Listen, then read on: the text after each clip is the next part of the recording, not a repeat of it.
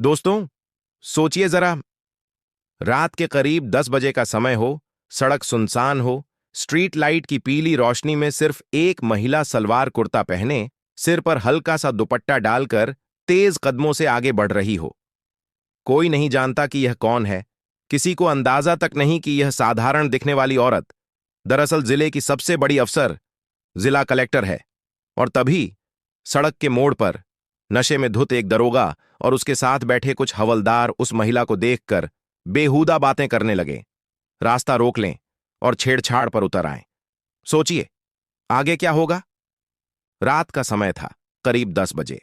आसमान में बादल नहीं थे, लेकिन हवा में एक अजीब सी नमी और सन्नाटा फैला हुआ था। सुनसान सड़क के दोनों ओर पीली पीली स्ट्रीट लाइटें टिमटिमा रही थीं, जैसे थकी हुई पहरेदार अपनी ड्यूटी निभा रही हों। सड़क पर दूर दूर तक कोई नहीं था। सिर्फ कभी कभी किसी कुत्ते के भौंकने की आवाज आती थी, और फिर सब फिर से खामोश हो जाता। लाल सलवार सूट और पीले दुपट्टे में लिपटी पूजा शर्मा अपने कदम तेजी से बढ़ा रही थी।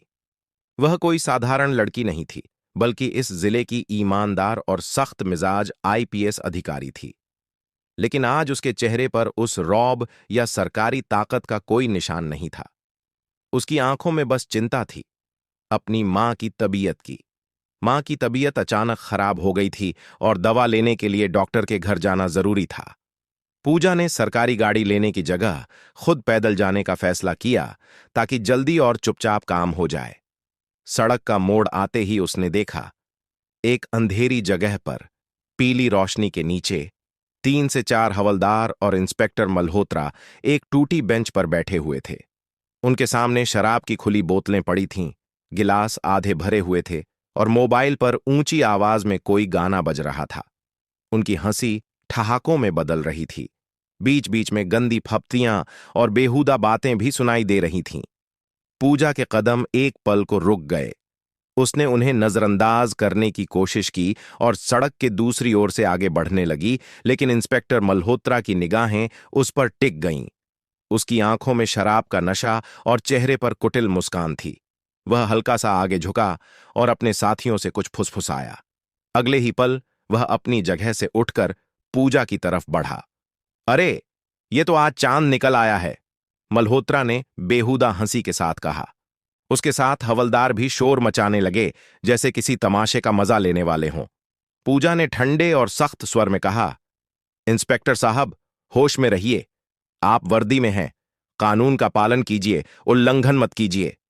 मल्होत्रा ने नशे में डगमगाते हुए कहा, कानून? यहां का कानून तो मैं हूं, समझी? इतना कहकर उसने पूजा का हाथ पकड़ने की कोशिश की। पूजा ने झटके से अपना हाथ पीछे खींचा और तेज आवाज में कहा, हाथ पीछे करो, वरना। लेकिन मल्होत्रा ने उसकी बात बीच में काटते हुए दबंग अंदाज में उसे डराने की कोशिश की। वरना क्या कर लोगी? यहां कोई तुम्हें बचाने वाला नहीं है। उसने जोर से पूजा का हाथ पकड़कर खींचा। पूजा ने बिना एक पल गंवाए उसके गाल पर जोरदार थप्पड़ जड़ दिया।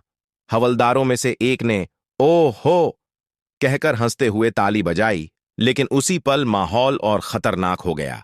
मल्होत्रा का चेहरा लाल हो गया, आंखों में खून उतर आया। उसने टेबल पर रखी शराब की बोतल उठाई और पूजा की तरफ झपटा। बोतल उसके माथे पर लगी और खून बहने लगा। पूजा पीछे लड़खड़ाई, लेकिन गिरने से पहले उसने संतुलन संभाला। वह अपने पर्स में हाथ डालकर मोबाइल निकालने लगी, लेकिन मल्होत्रा ने फुर्ती से मोबाइल छीनकर सड़क किनारे फेंक दिया।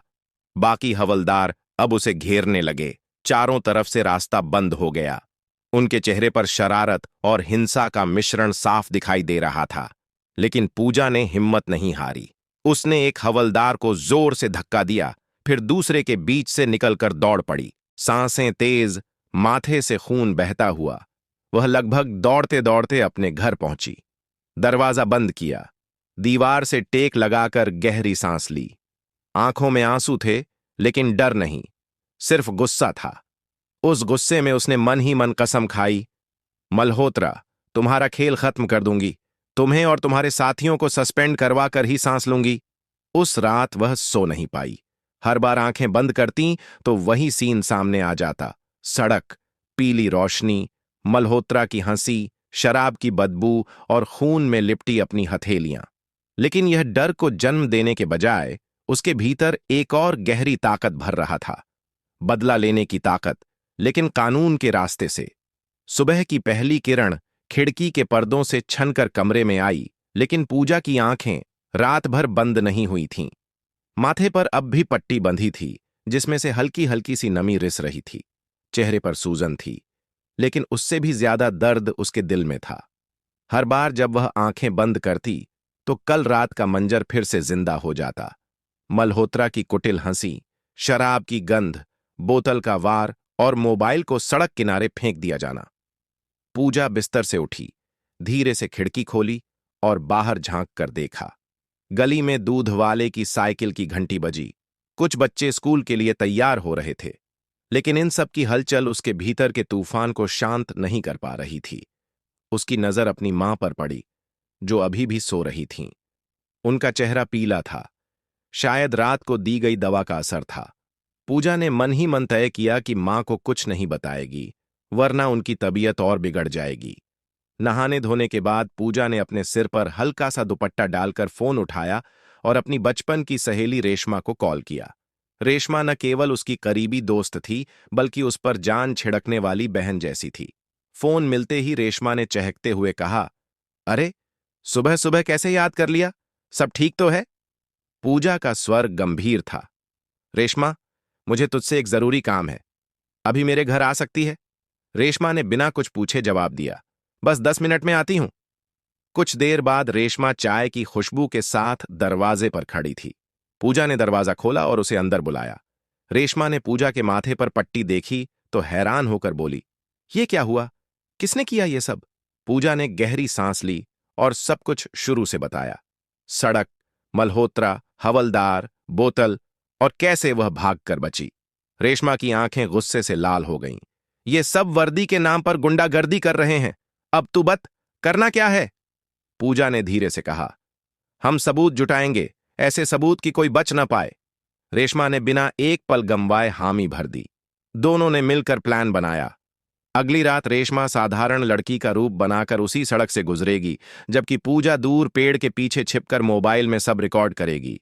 रेशमा को डर का नाटक करना होगा, ताकि मल्होत्रा और उसके आदमी वही हरकत दोहराएं जो उन्होंने पूजा के साथ की थी। अगली रात हवा में ठंडक थी, लेकिन पूजा और रेशमा के शरीर में हल्की सी घबराहट और एड्रेनलिन का उबाल था। रेशमा ने सलवार कमीज पहना था, बाल खुला छोड़ा था और हाथ में एक छोटा बैग पकड़ा था। वह सड़क पर धीमे धीमे चल रही थी, जैसे किसी काम से लौट रही हो। दूर झाड़ियों के पीछे पूजा ने मोबाइल का रिकॉर्ड बटन दबाया। उसकी सांसें थोड़ी तेज थीं, लेकिन आंखें चौकस। अचानक वही पुरानी हंसी और शराब की गंध हवा में फैल गई। मल्होत्रा और हवलदारों का ग्रुप फिर उसी जगह बैठा था, बोतलें और गिलास सामने रखे थे। अरे सुनो! मल्होत्रा की आवाज गूंजी। रेशमा ने नजर उठाकर उनकी तरफ देखा और फिर कदम तेज करने लगी। कहां जा रही हो इतनी जल्दी? एक हवलदार ने रास्ता रोकते हुए कहा। रेशमा ने डरने का नाटक करते हुए कहा, मुझे जाने दीजिए, मैं बस घर जा रही हूं। मल्होत्रा उठ खड़ा हुआ। नशे में उसकी चाल डगमगा रही थी। इतनी रात को अकेली? छोड़कर तो नहीं जाने देंगे? उसने रेशमा का हाथ पकड़ लिया। रेशमा ने हल्के से छुड़ाने की कोशिश की, लेकिन प्लान के मुताबिक तुरंत भागी नहीं। पूजा के मोबाइल में हर पल रिकॉर्ड हो रहा था, उनकी आवाजें, हंसी, गालियां और हाथ पकड़ने का साफ सबूत। कुछ सेकंड बाद रेशमा ने हाथ छुड़ाकर जोर से बचाओ कहा और दौड़ पड़ी। पीछे से हवलदारों के शोर और मल्होत्रा की गंदी बातें रिकॉर्ड में कैद हो गईं। जब दोनों घर पहुंचे, पूजा ने रिकॉर्डिंग चेक की। वीडियो साफ था, चेहरे, बोतलें, आवाज, सब कुछ। लेकिन पूजा जानती थी कि सिर्फ एक सबूत से बात नहीं बनेगी। वह खुद से बुदबुदाई, इनका रसूख बड़ा है, पुख्ता सबूत चाहिए और भी चाहिए। रेशमा ने उसका हाथ थाम कर कहा, हम करेंगे, जो भी करना पड़े। पूजा की आंखों में एक नई चमक थी। यह लड़ाई अभी बस शुरू हुई थी। तीसरी रात का इंतजार पूजा के लिए सबसे लंबा था। दिन भर वह मां की दवा और घर के छोटे मोटे काम में व्यस्त रही, लेकिन हर क्षण उसके दिमाग में एक ही बात घूमती रही, आज की रात उसे खुद मैदान में उतरना है।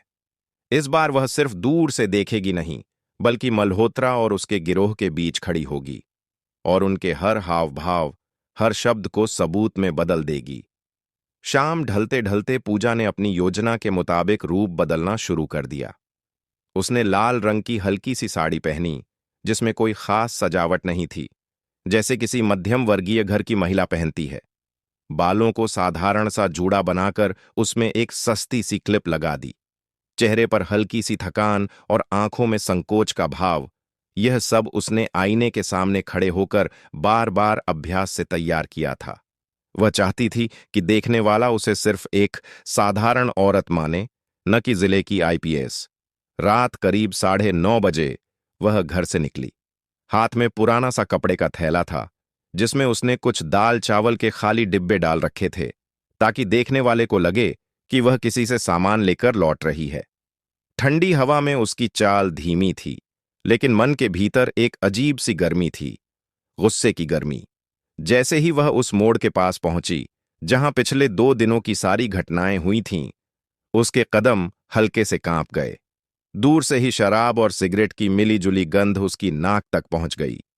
झाड़ियों के पीछे से हल्की सी रोशनी झलक रही थी और उसके साथ ही बेहुदा हंसी की आवाजें।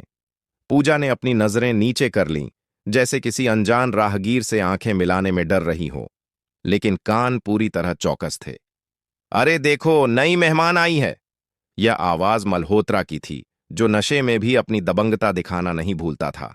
एक हवलदार ने ठहाका लगाया, आज तो मजा आ जाएगा भाई। पूजा ने सिर झुकाकर कदम और धीमे कर दिए। उसका हाथ थैले के भीतर था, जहां मोबाइल का कैमरा पहले से चालू था। कैमरा कपड़े के बीच छिपा था, लेकिन लेंस बाहर की ओर था, ताकि सब कुछ साफ रिकॉर्ड हो सके। मल्होत्रा डगमगाते हुए उसके पास आया और बोला, इतनी रात को कहां से आ रही हो भाभी? पूजा ने डरने का नाटक करते हुए कहा, घर सामान लेने गई थी। मल्होत्रा ने आगे बढ़कर उसकी साड़ी के पल्लू को हल्के से खींचा और बोला, अकेली? कोई साथ नहीं? पूजा का दिल जोर जोर से धड़क रहा था, लेकिन चेहरे पर वह डर का भाव बनाए रखी। एक हवलदार बोला, साहब छोड़ो ना, भाग जाएगी फिर। मल्होत्रा हंसा, अरे आज तो जाने नहीं देंगे। पूजा ने 2 कदम पीछे हटते हुए कहा, मुझे जाने दीजिए, देर हो रही है। मल्होत्रा ने उसकी राह रोकते हुए हाथ में बोतल लहराई और कहा, पहले हमारे साथ बैठो, फिर जाओगी।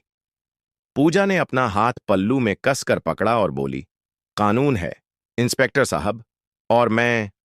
मल्होत्रा ने बीच में काटते हुए कहा, कानून यहां मेरा चलता है। इतना कहकर उसने जोर से बोतल मेज पर पटकी। आवाज, बोतल, गालियां, सब पूजा के मोबाइल में साफ कैद हो रहे थे। उसने हल्के से कदम पीछे खींचे और अचानक तेज चाल से वहां से निकल गई, ताकि शक न हो। घर पहुंचकर उसने तुरंत मोबाइल निकाला और रिकॉर्डिंग चलाई। वीडियो में सब कुछ साफ था, चेहरों के हाव भाव, शराब की बोतलें, नशे में लथपथ आवाजें, गालियां और यहां तक कि पृष्ठभूमि में बजता गाना भी। यह सबूत पहले से ज्यादा मजबूत था, लेकिन पूजा जानती थी कि मल्होत्रा का रसूख सिर्फ वीडियो से नहीं टूटेगा। उसे पब्लिक गवाह चाहिए, ऐसे लोग जो अदालत में खड़े होकर कह सकें कि उन्होंने अपनी आंखों से यह सब होते देखा है। उसने मन में ठान लिया कि अगला कदम पब्लिक सपोर्ट जुटाने का होगा और मामला सीधे बड़े अफसरों तक ले जाया जाएगा। उस रात वह देर तक अपने कमरे में बैठी रही, बार बार वीडियो देखती, हर सेकंड को नोट करती। बाहर चांदनी फैल चुकी थी, लेकिन उसके कमरे में सिर्फ मोबाइल की रोशनी थी और आंखों में बदले की चमक। सुबह का समय था, लेकिन पूजा के लिए यह सिर्फ एक और जंग की शुरुआत थी। रात भर उसने सोने की कोशिश की, मगर बार बार उसके दिमाग में वही शब्द गूंजते रहे, कानून यहां मेरा चलता है। यह एक इंस्पेक्टर के मुंह से निकली हुई चुनौती थी, और पूजा ने ठान लिया था कि अब इसका जवाब कानून के दायरे में रहकर ही देना है, लेकिन इस तरह कि पूरे जिले के लोग देख सकें कि असली कानून किसका है। पूजा ने नाश्ते की जल्दी जल्दी तैयारी की, मां को दवा दी और फिर अपने छोटे ड्राइंग रूम में कुर्सियां लगाने लगी।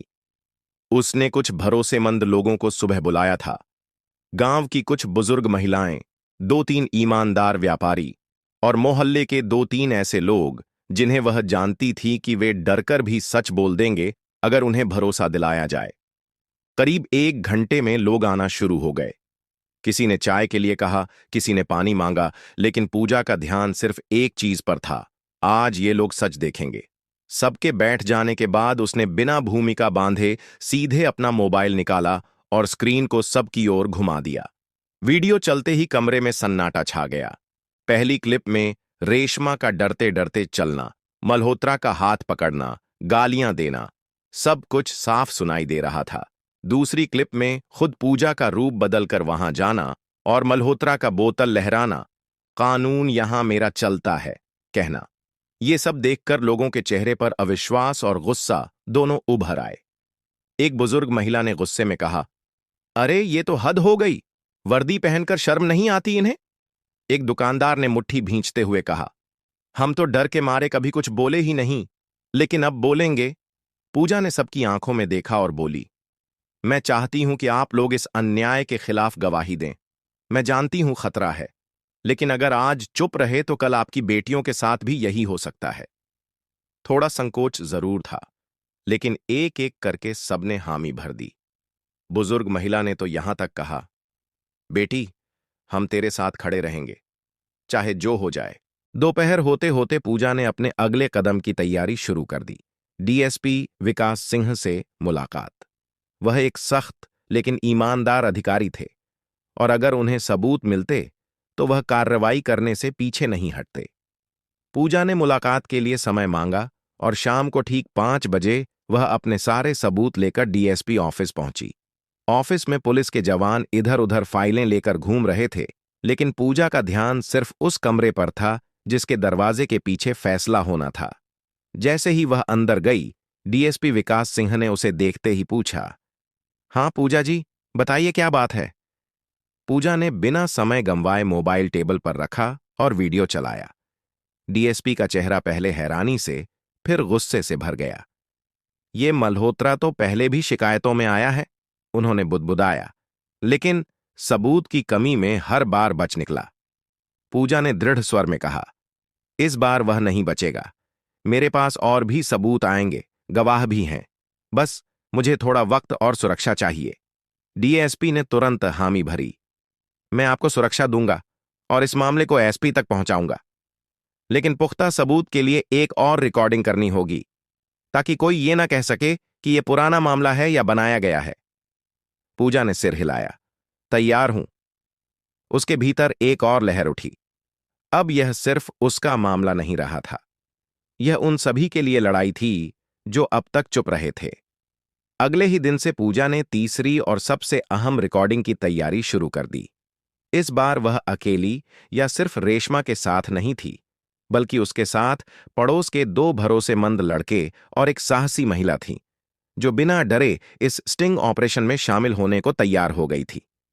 यह महिला गांव में सिलाई का काम करती थी और मल्होत्रा जैसे लोगों की हरकतों से पहले भी तंग आ चुकी थी। पूजा ने सबको अपने घर बुलाया और एक एक को अलग अलग समझाया। देखो, इस बार हमें इतनी साफ और पूरी रिकॉर्डिंग चाहिए कि कोई ये न कह सके कि वीडियो में चेहरा साफ नहीं है या आवाज किसी और की है। तुम लोग पास से भी वीडियो बनाओगे और थोड़ा दूर से भी, ताकि कोई शक न करे। योजना के मुताबिक उस महिला को राहगीर बनकर उसी मोड़ से गुजरना था जहां मल्होत्रा और उसके हवलदार रोज रात को बैठते थे। दोनों लड़कों को अलग अलग जगह छिपकर मोबाइल से रिकॉर्डिंग करनी थी, और पूजा खुद थोड़ी दूरी पर एक बंद पड़ी दुकान की आड़ में रहेगी। रात करीब 9:30 बजे सब अपने अपने स्थान पर पहुंच गए। हवा में फिर वही बदबू थी, शराब और सिगरेट की। सड़क की पीली लाइटों के नीचे मल्होत्रा अपने हवलदारों के साथ बैठा था, बोतल हाथ में, गालियों के बीच ठहाके लगाता हुआ। जैसे ही महिला उनकी ओर बढ़ी, हवलदारों ने एक दूसरे को देखकर मुस्कुराया और रास्ता रोक लिया। कहां जा रही हो मैडम? एक हवलदार ने टेढ़ी मुस्कान के साथ पूछा। महिला ने घबराने का नाटक किया। घर, देर हो रही है। मल्होत्रा उठ खड़ा हुआ। अरे, इतनी जल्दी क्या है? बैठो, गपशप करो, फिर जाना। महिला ने सिर झुकाकर कहा, मुझे छोड़ दीजिए। लेकिन तभी मल्होत्रा ने उसका हाथ पकड़ लिया। पूजा का दिल तेज धड़क रहा था, लेकिन कैमरे की आंखें सब कैद कर रही थीं। मल्होत्रा का चेहरा, उसकी आवाज और उसकी हरकतें। एक हवलदार ने बोतल से घूंट लेते हुए कहा, साहब, ये तो नई है, मजा आएगा आज। महिला ने अचानक जोर से हाथ छुड़ाया और चिल्लाई, छोड़ो मुझे, और भाग गई। ठीक वैसे ही जैसे प्लान था। पीछे से हवलदारों की गालियां, मल्होत्रा का गुस्से में चिल्लाना, सब रिकॉर्ड हो गया। दोनों लड़कों के कैमरे में अलग अलग एंगल से वही हरकतें साफ साफ दिख रही थीं। जब सब सुरक्षित जगह पर मिले, पूजा ने मोबाइल निकाला और रिकॉर्डिंग देखी। इस बार कोई कमी नहीं थी।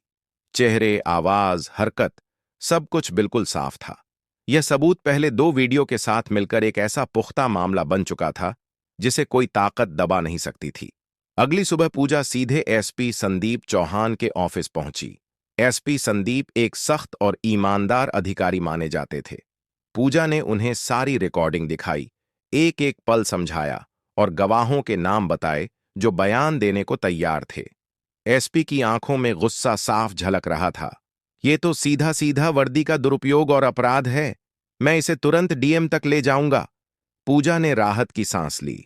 अब मामला सबसे बड़े अफसर के हाथ में था। एसपी ने कहा, आज शाम को डीएम श्रुति वर्मा के साथ मीटिंग होगी।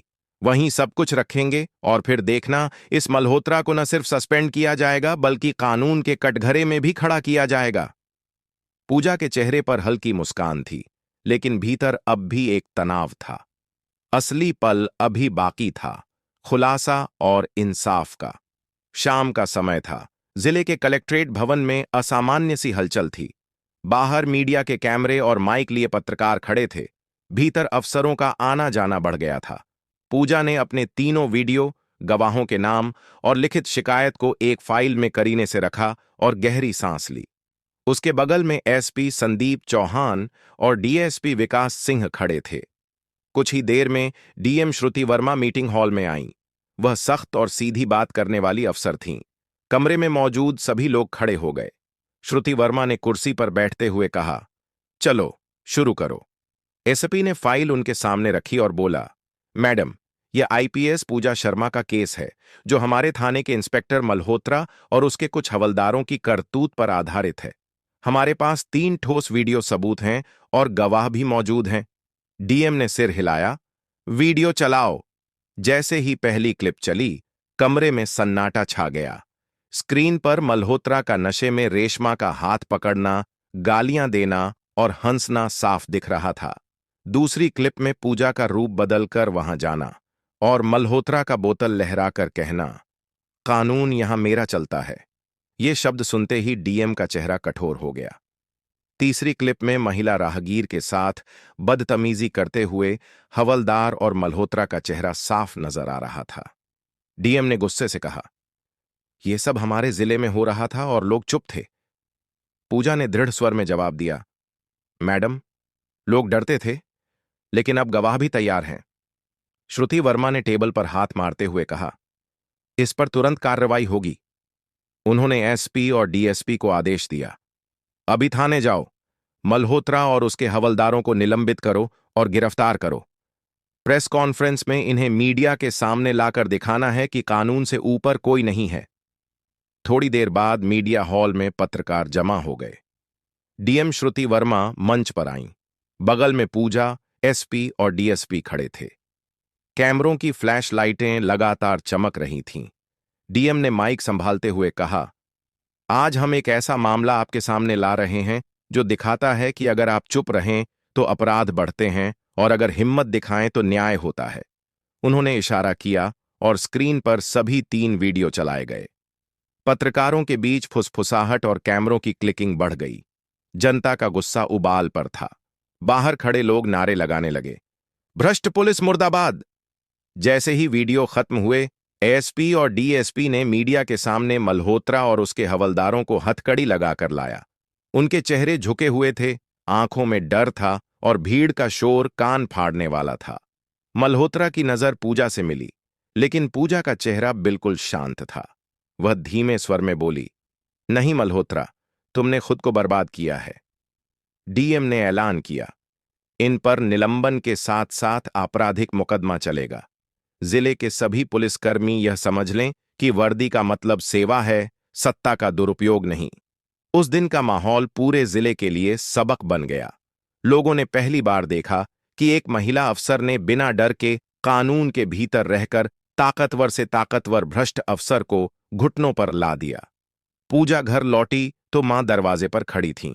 उन्होंने पूजा को गले लगाकर कहा, बेटी, आज तूने सिर्फ मेरा नहीं, इस पूरे जिले का सिर ऊंचा कर दिया। पूजा की आंखों में नमी थी, लेकिन उसके दिल में सुकून था। उसने महसूस किया कि असली जीत बदले में नहीं, बल्कि न्याय में है, और आज उसने न्याय पा लिया था।